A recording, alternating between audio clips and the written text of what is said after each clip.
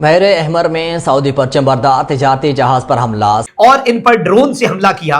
और सबसे अहम तरीन चीज यह है कि IRGC लिंक्ड मीडिया जो है उसने ये कंफर्म किया कि यहां से अंसारुल्लाह जो है वो ये स्टेटमेंट दे रहा है। याह्या सरी ने कहा है कि तमाम तर रास्ते जो है बहरा अहमर के, रेड सी के, अब वो सऊदी अरब के लिए बंद समझे जाएं। So Saudi Arabia will be in deep trouble अगर हॉर्मुज और रेड सी दोनों बंद हो जाते हैं। क्या वाकई ही पाकिस्तान को और सऊदी अरेबिया को ईरान अमेरिका जंग में धकेलने के लिए माहौल को बना दिया गया है? पाकिस्तान ने यकजहती का इज़हार किया है सऊदी अरब के साथ, लेकिन पाकिस्तान का डिफेंस पैक्ट भी है सऊदी अरब के साथ। लेकिन सर यहाँ पे खुद अपने यहाँ तो कुछ कंट्रोल कर नहीं पा रहे। बलूचिस्तान देख लीजिए, कश्मीर देख लीजिए POK, या फिर अफगानिस्तान साइड, तो वो तो उसी तरीके से हाल खराब है।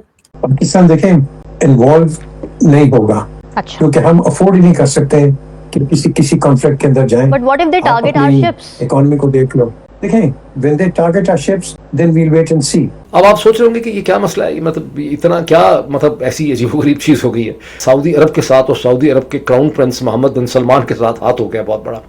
बहुत से लोगों को लगा कि जी पाकिस्तान जो है वो हौसियों पर ये वो जंग पाकिस्तान डी एस्केलेशन और पीस के एफर्ट्स कर रहा है, बल्कि पाकिस्तान के फॉरेन ऑफिस ने जो स्टेटमेंट दी है वो बड़ी इंटरेस्टिंग है, जिसमें कहा गया है कि सऊदी अरब को इस जंग में धकेलने की कोशिशें हो रही हैं और ये एक बड़ी साजिश है मुसलमानों को आपस में लड़वाने की।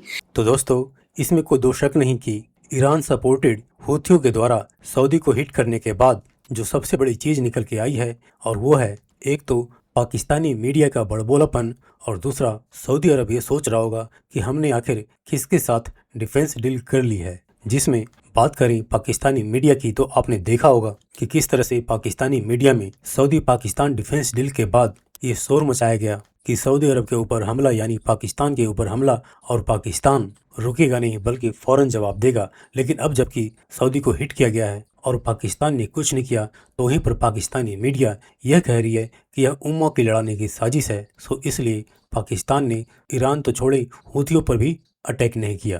तो जरा सोचिए, सवाल यह है कि ये जो डिफेंस पैक्ट था कि अगर सऊदी अरब के ऊपर हमला हुआ, तो सोचने वाली बात यह है कि सऊदी अरब के ऊपर हमला कौन करेगा। सभी पॉसिबिलिटीज को ध्यान में रखते हुए उस एरिया में सिर्फ इजराइल ही एक नॉन मुस्लिम देश है और बाकी सारे मुस्लिम देश हैं। तो सऊदी अरब के ऊपर हमला करने के चांसेस, एक पल के लिए इजराइल को छोड़ें तो सारे के सारे तो मुसलमान देश ने ही हमला करना था। और दूसरी बात, ये जो पाकिस्तानी रो रहे हैं कि उम्मा की लड़ाने की साजिश है, तो क्या अगर इजराइल ने सऊदी के ऊपर हमला करता, एक पल को मान लें, तो क्या पाकिस्तान में इतनी हिम्मत है या कैपेबिलिटीज है कि वो अमेरिका को डिफाई करते हुए इजराइल पे हमला करता? यानी लगभग सारी सूरतों में पाकिस्तान बेकार ही साबित होना था सऊदी अरब के लिए।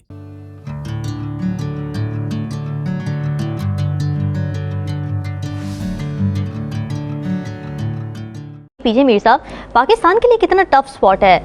पाकिस्तान ईरान को भी ज़ाहिर सालसी कर रहा था, ईरान की सपोर्ट में भी ज़ाहिर हमारा ब्रदर मुल्क है। अब साथ ही सऊदी अरब आ गया बीच में, सऊदी अरब के मसले शुरू हो गए हैं। पाकिस्तान ने यकजहती का इज़हार किया है सऊदी अरब के साथ, लेकिन पाकिस्तान का डिफेंस पैक्ट भी है सऊदी अरब के साथ। किस स्केल पे फैलता देख रहे हैं आप ये तनाज़ा? पाकिस्तान देखें इन्वॉल्व नहीं होगा, अच्छा, क्योंकि हम अफोर्ड ही नहीं कर सकते कि किसी कॉन्फ्लिक्ट के अंदर जाएं। But what if they target our ships? Economy को देख लो, देखें when they target our ships then we will wait and see. मुझे इतना पता है कि जो यमनीज हैं, ये जब इधर आए थे, इनके प्रेसिडेंट आए थे, मैं इनका नाम भूल गया हूँ, तो इनको मैं मिला था प्राइम मिनिस्टर हाउस में। उस वक्त भी ये वही चाह रहे थे, हमारे प्राइम मिनिस्टर को रिक्वेस्ट कर रहे थे कि सऊदीज को कहें come to terms with us and let's live in coharmony. But obviously नहीं हुआ। उसके बाद उनको डिपोज उन्होंने कर दिया यमन से। बट ये कॉन्फ्लिक्ट है, ये चलती रहेगी। याद रखें कि आपका जो मिडिल ईस्ट है जिसकी हम बात करते हैं, दे कंप्राइज ऑफ बेडुइन्स, ये बदू है। अब ठीक है, इनके पास तेल आ गया है, इनके पास पैसा आ गया है, बट दैट डजंट मीन कि इनकी मेंटालिटी चेंज हुई है। इनकी टेक्नोलॉजी कहाँ की है? जर्मन टेक्नोलॉजी है, ब्रिटिश टेक्नोलॉजी है। उसके बाद Pakistan as far militarily concerned, Pakistan उनकी मदद करता है। तो बाकी भी और ममालिक हैं जो कि इनकी मदद करते हैं, खड़े हो रहे हैं, लेकिन they will remain as puppets of the United States. America, मैंने पहले भी कहा है रामीन आपके इसी शो में, कि देखें अमेरिका एक सक्सेस उसने अचीव कर ली है कि रीजनल कॉन्फ्लिक्ट जो है उसने बहुत बढ़ा दिया है। रीजनल कॉन्फ्लिक्ट के अंदर उसने मिडिल ईस्ट को बिल्कुल इनगल्फ कर दिया है, जिसमें सारा मिडिल ईस्ट आपस में लड़न शुरू हो गए। लेकिन इनमें अकल नहीं आई है। अब आप पूछेंगे क्यों नहीं आई? बेसिस अभी भी है। नजमुल साकिब साहब, हूसियों की एंट्री हो चुकी है, बाबुल मंदब पर हमले हो रहे हैं, सऊदी बहरी जहाज़ों पर हमले हो रहे हैं, इससे अब सूरत हाल कितनी तशवीशनाक होने जा रही है? ये जो आपने हूतीस की बात की है ना, तो उसमें सबसे पहले क्लैरिफाई इसको कर लेते हैं जी कि हूतीस का टारगेट कौन है। जी। और आज ही सुबह सुबह पता लगा कि जब प्रेसिडेंट ट्रंप ने कहा कि हूतीस का हम जो है वो मुकाबला करेंगे और उनको ये नहीं करना चाहिए और वो नहीं करना चाहिए, तो हूतीस की तरफ से जवाब आया हमारा टारगेट सिर्फ और सिर्फ सऊदी अरेबिया है। बिल्कुल। इसका मतलब क्या है? इसका मतलब ये है कि सऊदी अरेबिया के लिए हमें मुश्किलात बढ़ती हुई नजर आ रही हैं। तो इस वक्त हूतीस का रेड सी की बात कर लें, आप बाबुल मंदब की बात कर लें, तो आपको पता लगेगा कि उनका जो वाहिद मकसद है वो ये है कि कोई भी सऊदी अरेबिया से आने वाला जहाज़ है या उनकी आमदोरफ्त है तो उसको वो ना सिर्फ रोकें, डिसरप्ट करें, बल्कि तबाह बर्बाद कर दें।